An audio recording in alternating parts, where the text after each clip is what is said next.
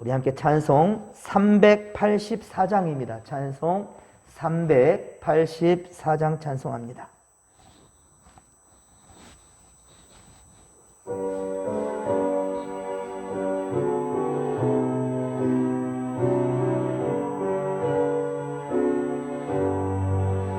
나의 갈 길 다가도록 예수 인도하시니 내 주 안에 있는 긍휼 어찌 의심하리요.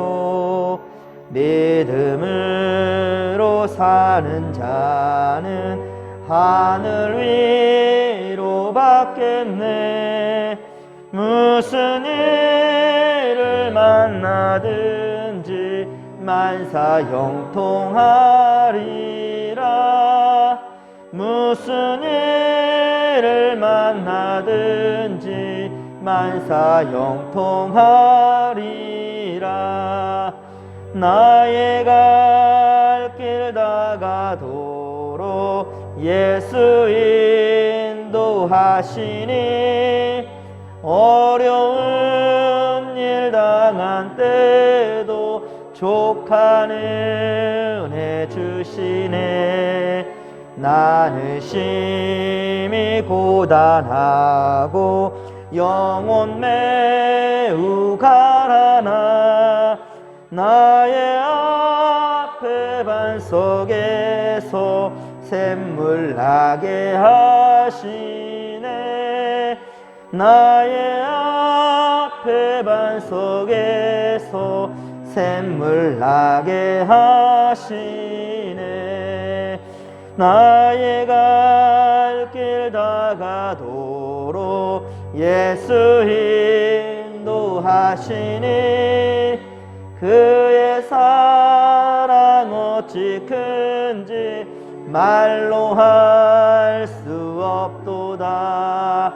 성령 감화 받은 영혼 하늘 날아갈 때에 영영 부를 나의 찬송 예수 인도하셨네. 영영 부를 나의 찬송 예수 인도하셨네. 아멘.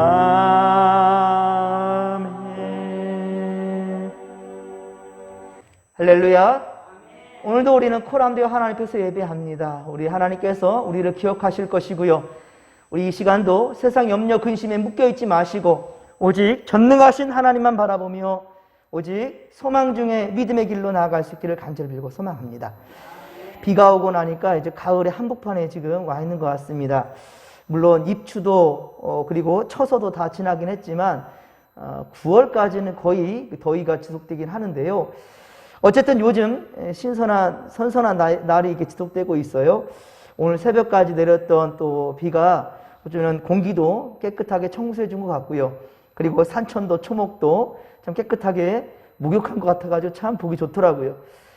저에게는 이 쌀쌀한 이것이 날씨가 참 좋습니다. 하지만 우리 성도 여러분들 건강해지지 않도록 조심하시고 감기 걸리지 않도록 항상 유의하시며 그리고 코로나도 좀 이렇게 말끔히 소멸될 수 있기를 간절히 빌고 소망합니다. 계속해서 사무엘서 강해를 이어가도록 하겠습니다. 앞서 우리는 사무엘하 22장, 사무엘하 22장에서 다윗과 함께 하였던 하나님께서 승리를 주신 것에 대해서 다윗이 승전가를 불렀죠. 하나님께 영광 돌리며 찬양했던 찬양시, 하나님을 드높이며 불렀던 찬양시가 바로 사무엘하 22장이었죠. 이것을 보면서 우리는 시편 대부분을 기록한 다윗의 그 신앙심을 우리 엿볼 수가 있었죠. 그리고 사무엘하 23장 1에서 7절까지, 사무엘하 23장 1에서 7절까지는 다윗이 이제 이스라엘 자손들을 향하여 마지막으로 남긴 말이었죠. 하지만 이것은 다윗의 의지로 말한 그런 유언이 아닙니다. 다윗의 유언이라 할 수 없고요. 이것은 하나님의 영이 임해서, 그렇습니다. 하나님의 영이 임하여서 선포하는 바로 주의 말씀이었다라는 거예요. 자, 그래서 자, 이렇게 하나님께서 특별히 다윗과 그리고 그 백성들에게, 이스라엘 자손들에게 바로 다윗에게 향하였던 그 약속을 상기시켜 주시는 거예요. 이것은 사무엘하 7장에서 하나님께서 나단 선지자를 통하여서 다윗 가문과 맺은, 자, 다윗을 통하여서 그 가문과 맺은 바로 그 약속, 그 언약의 말씀을 다시 말씀하는 겁니다. 이것을 바로 다윗의 입을 통하여 온 이스라엘 자손들에게 듣게 한 거죠. 이제 오늘 우리가 함께 읽은 성경 본문은 자, 사무엘하 23장 8절로 39절까지 다윗의 용사들이 소개되고 있습니다. 자, 이 용사들은요, 다윗 왕국에 꼭 필요한 자들이었고요, 다윗 왕국의 번영에 크게 이바지했던 용사들이었습니다.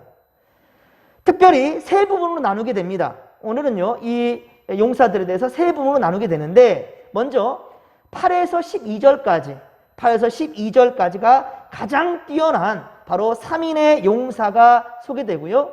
그리고 또 13절에서 23절까지는 또 다른 3명의 용사가 기록되는데, 이 3명의 용사들은 자, 우리 23절에 보듯이, 오늘 보면 23절에 보듯이 30명보다는 존귀하지만 그러나 세 사람, 그 위에 소개된 그 세 사람에는 미치지 못하였더라. 그러니까 약간, 그렇죠? 약간 좀 부족할 수 있습니다. 하지만 그 충성도에 대해서는, 다윗에 향한 충성도에 대해서는 동의라도 할 수 있겠죠. 어쨌든 이렇게 또 3인이 소개되고요. 그리고 마지막으로 24에서 39절까지, 마지막 24에서 39절까지는 다윗이 이스라엘 왕으로 즉위했을 때, 왕위에 올랐을 때에 구성된 바로 31명의 용사입니다. 그래서 오늘 성경에 소개되는 다윗의 용사는 모두 37명이에요.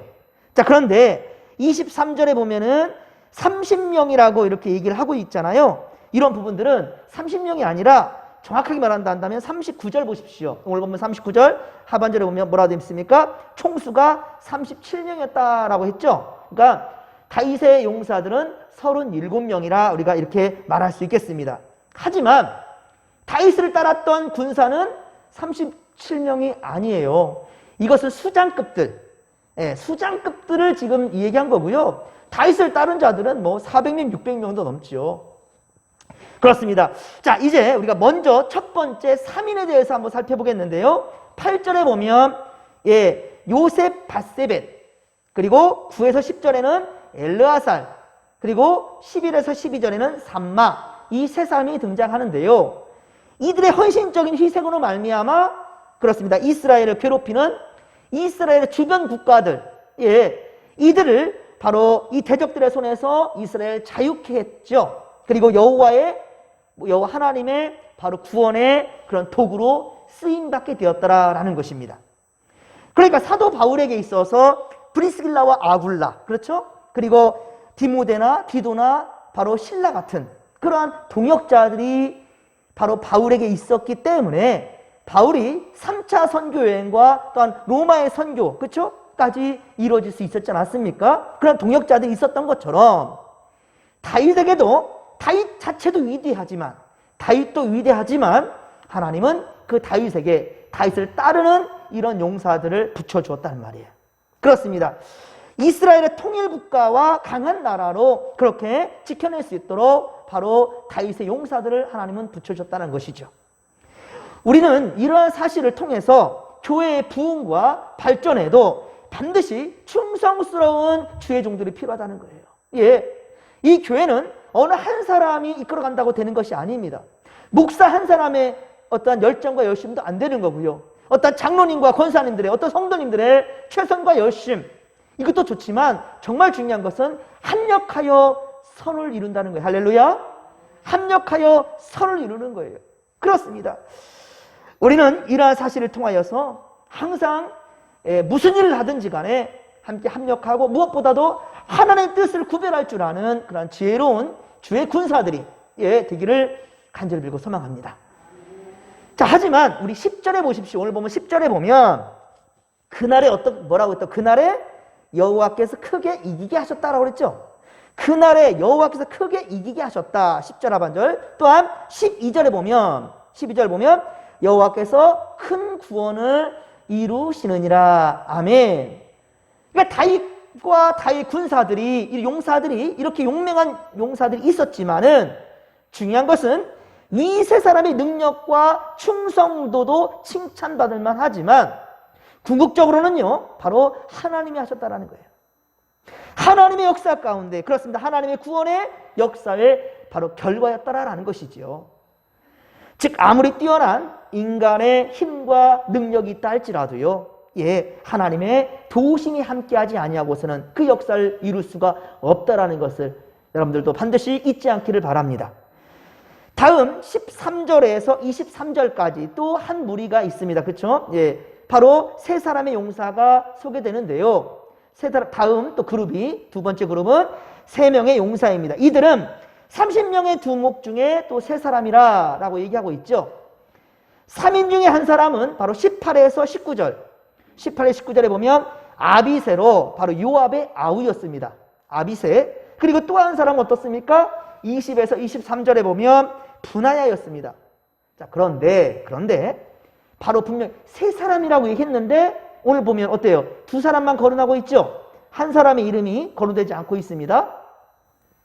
이후에 24절 이하에서 30절의 용사의 명단에도 지금 이 세 사람 중에 한 사람은 누구인지를 알 수가 없어요. 아마 두 번째 3인의 용사 중에 한 사람은 그래서 요압이 아닐까라고 그렇게 추측해 볼 수 있습니다. 왜 그러냐면 오늘 본문에서 요압에 대해서는 이름이 거론되지 않거든요. 거론되었다 한다면 바로 아비새를 소개하기 위해서 18절에 보십시오. 요압은 아비새를 소개하기 위한 그의 형이다. 그렇죠? 아비새를 소개하기 위하여서 요압을 잠깐 거론했을 뿐이지 요압 자체를 얘기하지 않습니다. 그뿐 아니라 37절에 보면, 오늘 보면 37절 보면 요압의 무기를 든 사람, 그러니까 요압은 군대 장관입니다. 다윗의 군대 장관인데 그 군대 장관이기 때문에 바로 요압의 무기 든 사람이 항상 옆에 따라다녔단 말이에요. 그런데 그 사람까지도 등장시켜요, 이름을. 용사의 한 사람으로서. 그래서 나하레라라고 이름까지 그렇게 분명히 기록하고 있지 않습니까? 그럼에도 정작 다윗의 군대 장관인 바로 요압의 이름은 빠뜨렸다라는 거예요. 이것은 의도적인 부분이 분명히 있을 거예요. 그렇죠? 아니 어떻게 군대 장관이라 한다면 총사령관 아니에요. 군사를 이끌. 그렇죠? 그렇기 때문에 두 번째 3인의 용사는 바로 18절에 아비새, 20절에 분하야, 그리고 요압이 아니겠느냐라는 거예요. 어찌 보면 요압은 바로 아비새의 형이지 않습니까? 그러면 왜 요압은 다윗의 용사들의 이름에서 누락되었을까? 왜 그랬을까요? 요압은 다윗에게 온전히 순종하지 못했기 때문이에요. 그의 능력은 출중하지만 그러나 다혈질 그리고 자기 중심적인 사람인 거고 다윗의 말에 대해서 온전히 순종하지 않았다는 거예요. 그리고 생명을 존귀히 여기지도 않았습니다. 보면 특히 다윗에게는 어떻습니까? 이 압살롬. 그 압살롬이 다윗의 왕위를 찬탈하고 다윗을 그렇게 죽이려고 들었던 참 페루나 아닌 페루나? 자, 하지만 이 압살롬을 다윗은 죽이지 말라라고 신신당부했지만 사무엘하 18장 14절에 보면 압살롬을 죽였죠. 그것으로 말미암아 다윗이 통곡했던 것도 여러분 기억하실 겁니다. 이스라엘 남북 간의 또 통일을 이루기 위해서는 자, 아브넬이라는 사람이 있었지요. 이 아브넬은 남북 통일을 이루기 위해서 중요한 사람이었습니다. 하지만 이 아브넬이 바로 다윗에게 투항해 왔을 때 다윗은 그를 위해서 잔치까지 배설했지 않았습니까? 하지만 바로 요압은 그를 또 죽여버렸습니다. 그래서 다윗이 대노하면서 우리 아브넬을 죽인 이 요압에 대해서 그렇게 저주까지 하면서 혼냈던 것도 있었습니다. 권력력도 강했던 요압을 대신하여서 이제 권력력이 너무 강하니까 다윗이 요압을 쳐내고 그 자리에 아마사를 세웁니다. 아마사를 세웠어요. 그런데 역시 요압이 이 아마사도 죽여버립니다. 그러니까 다윗의 의중을 좀 파악을 하고 그렇게 협력을 해야 되는데 자기 판단하에 그냥 죽이는 거예요. 그래서 다윗은 사무엘하 20장 23절에 보듯이 결국에는 어쩔 수 없이 요압을 이스라엘의 이 온 군대의 지휘관으로 세울 수밖에 없었다, 그런 거죠. 하지만 오늘 성경에는 이렇게 요압이라는 이름이 37명의 이 용사들 중에 빠졌더라는 거예요. 하지만 우리가 예측해 볼 수 있는 것은 두 번째 그룹에, 그렇죠? 두 번째 그룹에 한 사람이 소개되지 않았는데 그가 바로 요압이지 않겠느냐, 충분히 우리가 예측해 볼 수 있겠죠. 자, 하지만 오늘 성경에서 감동적인 내용도 있습니다. 자, 이 부분만큼은 여러분들 꼭 기억했으면 좋겠어요. 이것을 통해서 우리는 다윗의 믿음과, 그렇죠, 그의 신앙관을 분명히 알 수 있는 것, 인품을 배울 수 있습니다. 자, 오늘 감동적인 이야기는 뭐냐면 이 3인, 자, 두 번째 그룹의 이 3인은 다윗의 갈증을 풀어주기 위해서, 그러니까 여기에는 아비새도 들어가고 요압도 포함됐어요, 처음에는. 그러니까 다윗의 갈증을 풀어주기 위해 적진 블레셋 진영을 뚫고 들어가게 되거든요. 바로 14, 15, 16절에 보면은 알 수 있겠죠. 바로 적진을 뚫고 들어가서 그들이 지키고 있었던, 이 블레셋이 장악하고 있었던 바로 베들레헴 성문 옆에 우물물. 자, 이 우물물을 누가 내게 떠다 바치겠느냐라고 다윗이 얘기했을 때 바로 이 세 사람이 가서 그 물을 떠왔다라는 거예요. 그러니까 자기들의 목숨도 아까워하지 아니하고, 그렇죠? 자기들의 목숨까지도 아까워하지 아니하고 그렇게 다윗을 위해서 헌신한 그 세 사람이었다는 것이죠. 하지만 힘겹게 길러왔던 물을 다윗이 마셨습니까? 힘겹게 그렇게 적진까지 들어가가지고 베들레헴 근처 우물가에서 물을 뻐왔는데 이 물을 다윗이 마셨어요? 안 마셨어요. 마실 수가 없었습니다.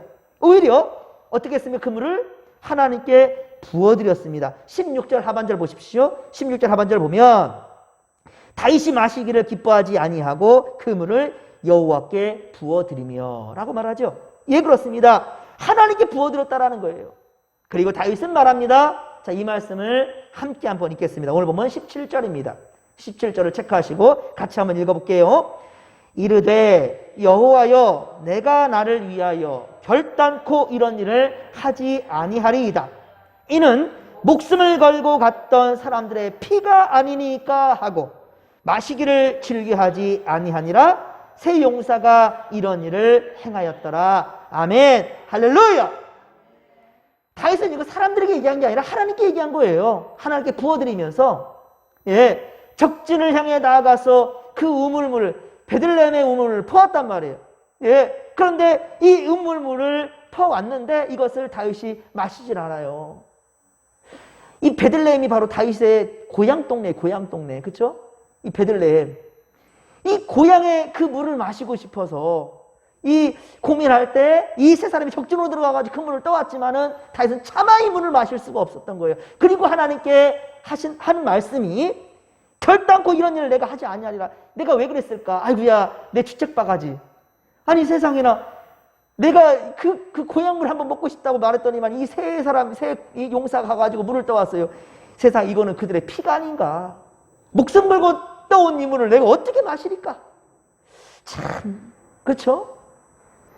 여러분, 오늘 본문에 소개되는 다윗의 용사들이지만, 자, 이들이 다윗을 따를 수밖에 없었던, 이 용사들이 다윗을 따를 수밖에 없었던 바로 다윗의 인성과 성품, 그리고 그의 신앙심을 우리가 엿볼 수 있는 거예요. 그렇습니다.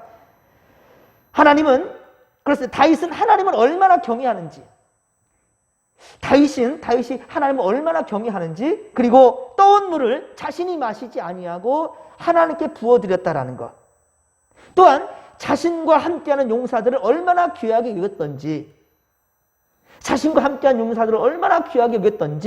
떠온 이 물은 그 사람들의 목숨을 건 피와 같다. 그 용사들의 피와 같다. 그러니까 내가 그 물을 마실 수 있겠느냐, 이렇게 말했단 거예요. 왜 하나님이 다윗을 인정할 수밖에 없었는지를 우리가 알 수 있는 부분이죠. 왜 하나님이 다윗을 인정할 수밖에 없었던지요. 사랑하는 성도 여러분, 여러분의 닥치는 환난과, 그리고 여러분들이 닥치는 어떤 고난과 문제들, 상황 가운데서도요, 여러분 절대로 하나님을 경외하는 마음과 이웃을 살필 수 있는 마음, 여러분들 절대로 변치 않기를 주님의 간절히 축원합니다.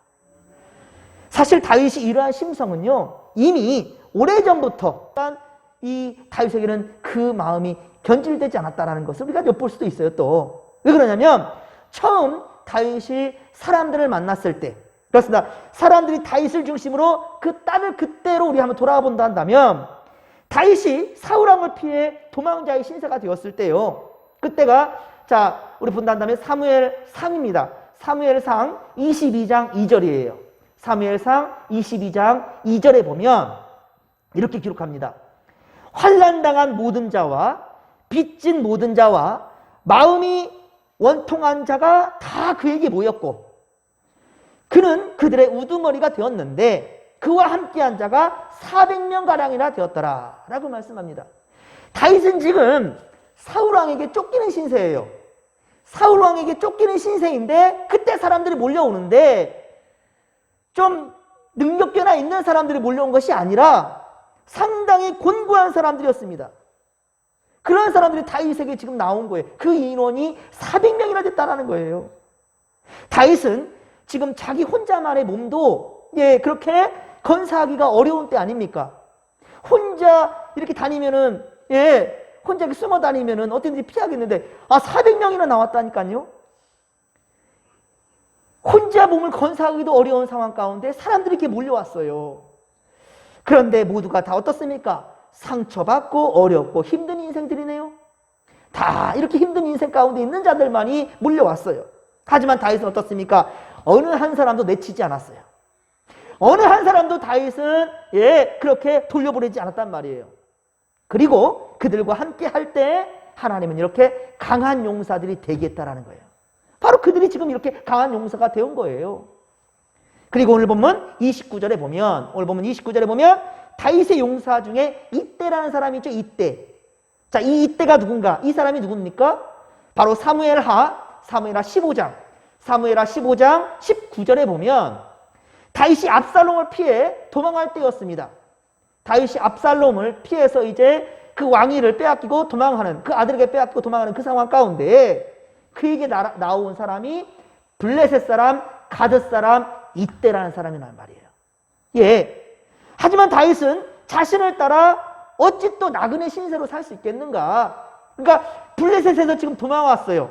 다윗에게. 그래서 다윗과 함께 있는데 다윗은 지금 어떻습니까? 또 도망자의 신세인데 이때가 또다시 자기를 따라온다 한다면 계속 도망자의 신세와 방황하는 그것이 너무 가슴이 아픈 거예요. 그러니까 너는 왕에게 돌아가라.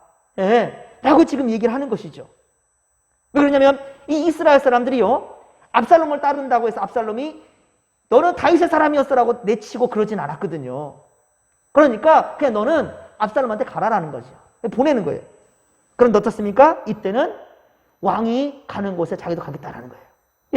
함께 죽겠다라는 거예요. 그렇게 고백하지 않습니까? 그렇습니다. 다윗은 자신을 따라 어찌 또 나그네가 된 것처럼 방황하겠느냐 했지만 그는 오히려 다윗과 함께 하겠다라는 거예요. 사무엘하 15장 21절에 이때는 사나 죽으나 다윗과 함께 하겠다라고 그렇게 말했다는 거예요. 이거는 결국은 어떻습니까? 하나님의 사람 다윗과 함께하는 것, 그 길을 택하겠다라는 것이죠. 결국 그는 용사가 됩니다. 이때는 바로 다윗의 용사가 돼요. 그래서 사무엘하 18장 2절에 바로 다윗은 세 개의 부대로 만들거든요. 이제 압살롬과의 전쟁을 치르는 상황 가운데 세 부대로 나누는데 그때 대장, 바로 분대장을 세우는데 요압, 아비새 이때입니다. 요압과 아비새는 형제잖아요. 그런데 이때는 바로 블레셋 사람이었고 가드 사람이었지 않습니까? 그런데 그를 바로 분대에 또한 한 분대장으로 세웠다라는 거예요. 그리고 사무엘상 23장 13절에 본다 한다면 다윗의 또 행적을 우리가 또 살펴가는 거예요. 그 일날 구칠했지 않습니까? 다윗이 사실은 그 전쟁에 갈 필요도 없었어요. 사실은 사울왕이 할 일이니까. 자기는 쫓기는 인생이고. 그런데 그 일날을 구출했지요. 근데 그때 어떤 그일라가 다윗을 배반하죠. 자기들을 구해줬는데 이 다윗이 있다라고 사울에게 일러 바쳐요. 그래서 또다시 도망자의 시대가 되는데 그때 다윗을 따랐던 사람은 몇 명인가? 600명이 되는 거예요. 처음 400명이었는데 더 늘어났네요. 아이고야, 이제 지금 사울이 금방 우리를 쫓아와서 다윗을 죽일 텐데, 그런데 사람은 더 늘어났어요. 사람은 더 늘어났어요. 이거 어떻게 하면 좋겠는가? 그런데요, 놀라운 일이 일어납니다. 뭐냐면 이 많은 무리가 함께 동행하는데요, 움직이는데 사울이 찾지를 못해요. 이거는 기가 막힌 하나님의 역사인 거죠. 그렇습니다. 사울은 이들을 발견하지 못합니다. 더 사람들은 계속 늘어나는데도 주께서 바로 이 사울과 그의 군사들의 눈을 가려버린 거죠. 그리고 하나님을 얼마나 경외했던지 다윗은요, 자신을 죽이려고 드는 어떻습니까? 사울까지도 용서하죠. 예. 그러면서 한 말이 무엇입니까? 하나님께 기름 부음 받은 자를 내가 함부로 해할 수 없다. 그게 이유였어요. 그와 함께 있던 사람들이 답답할 거예요. 아마 고구마 한 몇백 개는 먹었을 거예요. 이 답답한 사람아, 우리는 또 쫓겨야 된단 말이야 라고 했을 텐데도, 그러나 다윗은 눈알 깜짝하지 않습니다. 내가 고생을 한다 할지라도 나는 이제껏 해온 대로 하나님의 뜻대로 하겠다라는 거죠. 하나님께 세움받은 자를 내가 어떻게 함부로 해할 수 있겠는가라는 거예요. 그래서 두 번씩, 그것도 한 번도 아니고 두 번씩이나 사울왕을 살려주지요. 만일 다윗이 자신만을 위하며 그리고 부하들을 함부로 대하는 폭군이었단다면 과연 오늘 본문에서 보는 바와 같이 이 많은 용사들이 다윗을 따랐겠습니까? 특히나 이때 같은 사람은 바로 이방 사람 아닙니까? 그런데 그가 이렇게 다윗에게 나왔다라는 것. 그렇습니다. 자, 마지막 다윗의 30명의 용사들이 소개되고 있는데요. 물론 정확히 말하면 여러분 한번 세어본다면 31명입니다. 31인이에요. 정확히 보면 31명이고 앞서 소개한 3인과 또 3인. 그렇죠? 그러면 도합 다 합치면 몇 명입니까? 37명이 되겠죠? 그렇습니다. 그래서 오늘 보면 마지막 절 39절에 보면 다윗의 용사는 37명이었더라 라고 말하고 있는 거예요. 이들은 특히 다윗이 이스라엘 왕으로 즉위할 당시에 구성된 자들입니다. 이 31명은 바로 다윗이 왕위에 즉위할 때 그때 구성된 자들이었어요. 자, 바로 다윗의 군대에 훌륭한 바로 조직력을 보여주고 있는 겁니다. 특히 다윗은요, 여기 지금 이 사람들 나열되어 있지만 지파별로 이렇게 구별한 거예요. 지파별로 그렇게 차별을 두지 아니하고 등용했던 거죠. 선별을 그렇게 했습니다. 그래서 심지어는요, 다윗이 정복한 이방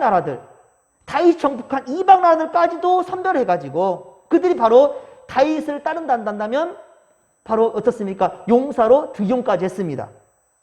자, 이처럼 다윗은 하나님과 이스라엘 위해서 봉사할 일꾼들을 선발하는 데 있어서 그들이 어느 지파건, 어느 민족이건 구분하지 않았다라는 거예요. 예.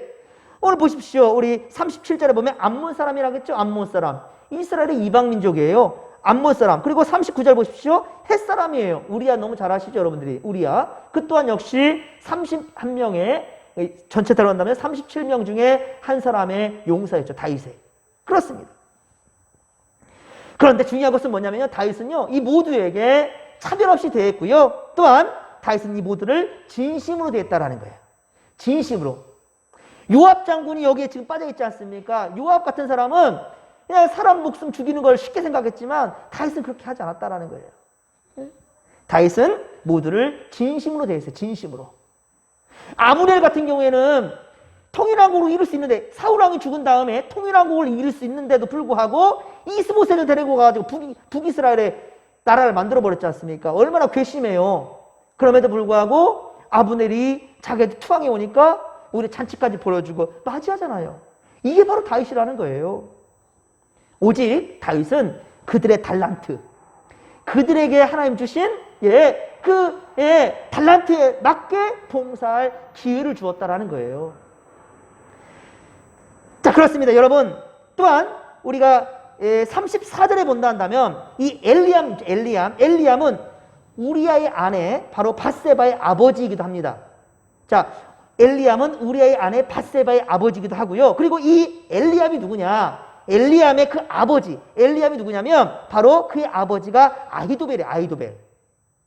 여러분, 아히도벨이 누구죠? 아히도벨은 사무엘하 15장 12절, 사무엘하 15장 12절에 보면 다윗의 모사였던 사람이었습니다. 다윗의 모사, 책사.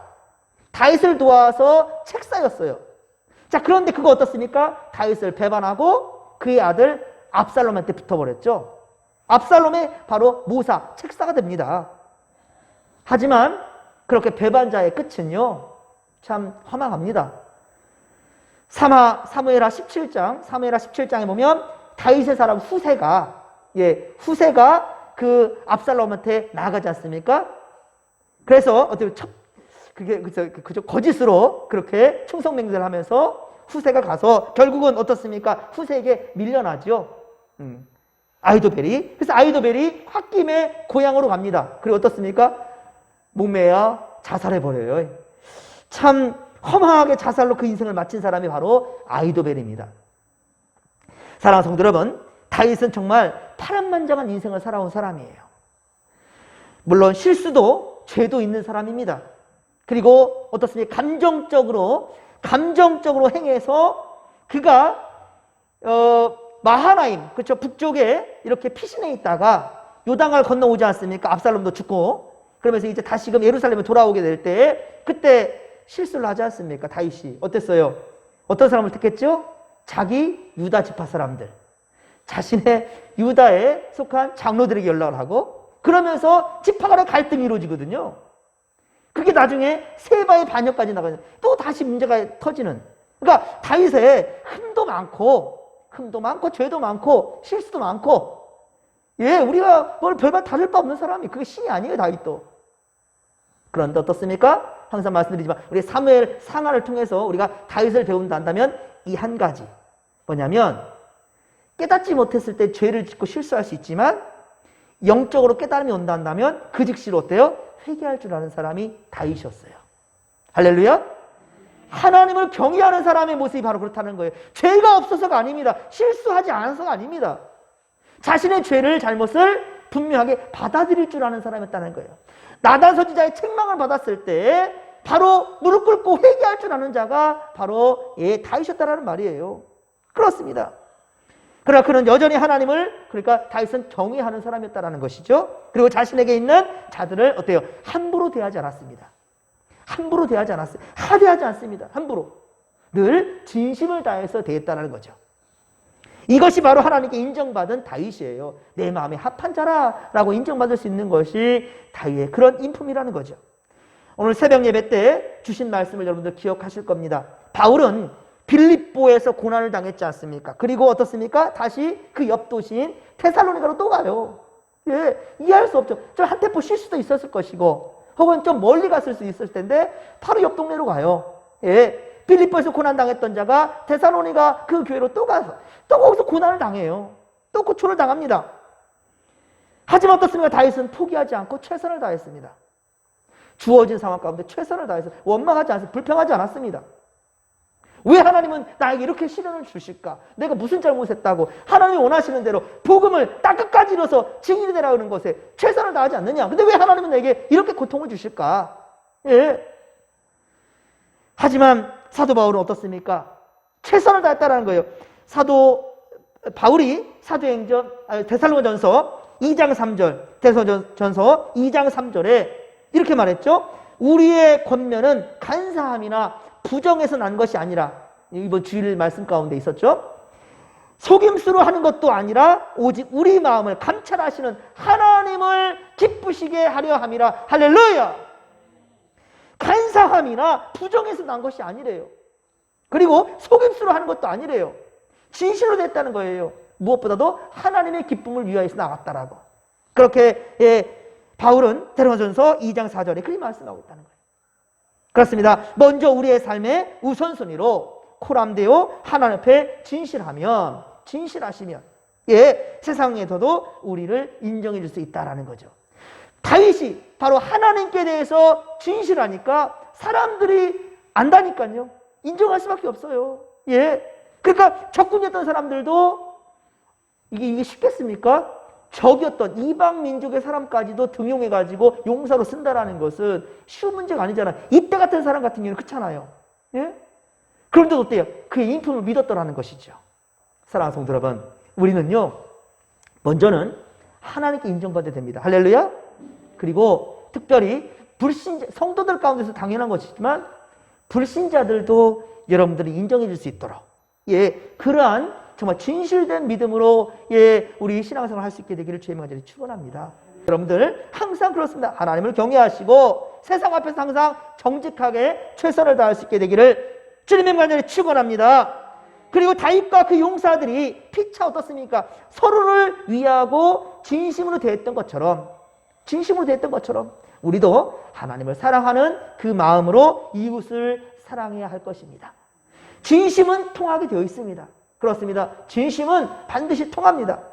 하나님을 사랑하며 우리 주변의 사람들도 좀 챙기시고, 그리고 더불어 진심으로 대하는 우리가 되기를 소망합니다. 예, 그렇습니다. 귀하게 대하고 여겨주시기를 바랍니다. 그러면 불신 이웃들도 우리와 함께 구원받은 천국 백성들이 될 수 있다는 거예요. 이번 9월 한 달도 여러분 우리와 함께 하신 하나님을 온전히 의지하며, 그렇습니다, 복된 인생들이 다 되기를 주님의 간절히 축원합니다. 살아계신 하나님, 고맙고 감사를 드립니다. 우리 다윗을 오늘 공부했는데 다윗에게 참 많은 사람이 따랐습니다. 예, 다윗이 진실했기 때문에, 정직했기 때문에, 코람데오의 신앙을 가졌기 때문에, 하나님을 경외할 줄 아는 사람이었기 때문에 이방 사람들까지도 다윗을 따랐습니다. 하나님, 우리도 이 세상 살아갈 때 항상 진실케 하여 주옵소서. 코람데오 하나님 앞에 정직한 신앙 갖게 하여 주옵시고, 이로 말미암아 세상을 변화시킬 수 있는 그러한 믿음의 역군들이 다 될 수 있도록 도와주옵소서. 우리가 하나님께 온전한 포커스가 맺혀진다면 우리 안에 도사리는 모든 문제들도 해결될 줄로 믿습니다. 먼저는 하나님과 관계가 온전해질 수 있도록 주여 도와주시옵소서. 함께할 줄 믿사오며 감사드릴 때 거룩하신 예수님의 이름으로 기도하옵나이다. 아멘. 예, 벌써 또 9월이 되었고요. 이번 셋째 주는 또 추석 명절도 있는데 코로나가 좀 잠잠해졌으면 좋겠습니다. 그래서 우리 사랑하는 이들과 함께 대면할 수 있도록, 예, 그 행복한 순간들을 우리가 이 역사 속에 우리의 삶 속에 잊어버리지 않도록 여러분들 위해서 함께 기도해 주시기를 부탁드립니다. 우리 최승복 장로님 내일 이제 또 입원을 하게 되는데요. 여러분들 위해서 기도 부탁드립니다. 우리 장로님이 혼자가 아니라는 것을, 예, 우리 여러분들이 함께 관심 가지고 기도해 주시면서 우리 장로님이 반드시 그걸 깨닫게 된다 한다면 절대 두렵지 않을 것입니다. 그리고 송기영 권사님 누구보다도 힘든 시간들을 보내고 있을 텐데요. 우리 권사님 많이 아프지 않도록 여러분들 위해서 또 기도해 주시기를 부탁드립니다. 환자도 힘들겠지만 사실은 주변에 지켜보는 사람도 많이 힘들거든요. 위해서 함께 기도하며 하나님의 선한 역사, 예, 그 기적의 주인공이 될 수 있기를 간절히 소망합니다. 자, 우리 함께 결단 찬송 429장입니다. 429장입니다. 세상 모든 풍파 너를 흔들어 약한 마음 낙심나게 될 때에 내려주신 주의 복을 세어라. 주의 크신 복을 내가 알리라. 받은 복을 세어 보아라. 크신 복을 내가 알리라. 받은 복을 세어 보아라. 주의 크신 복을 내가 알리라. 세상 근심 걱정 너를 누르고 십자가를 등에 지고 나갈 때 주가 내게 주신 복을 세어라. 두려움 없이 항상 찬송하리라. 받은 복을 세어 보아라. 크신 복을 내가 알리라. 받은 복을 세어 보아라. 주의 크신 복을 내가 알리라. 세상 권세 너의 앞길 막을 때 주만 믿고 낙심하지 말아라. 천사들이 너를 보호하리니 염려 없이 앞만 보고 나가라. 받은 복을 세어 보아라. 크신 복을 내가 알리라. 받은 복을 세어 보아라. 주의 크신 복을 내가 알리라. 아멘. 우리 주님 가르친 기도로 예배 마치겠습니다.